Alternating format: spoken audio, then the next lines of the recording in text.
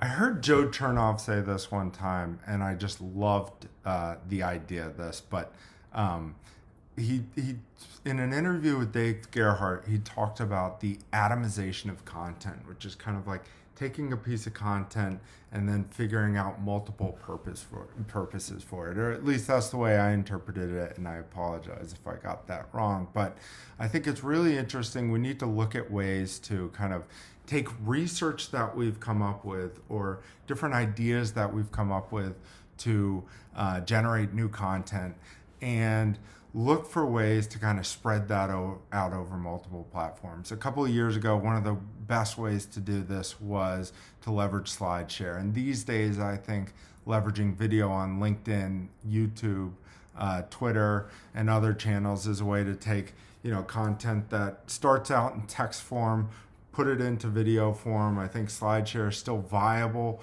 from a graphical perspective, although I haven't been doing as much there. I think there's a lot of ways to kind of take content, turn it around, and we've also seen a diversification of content on resources sections off of just like the blog being the main source. If you go to like workable.com, they have a whole resources section which has multiple layers of content, and I think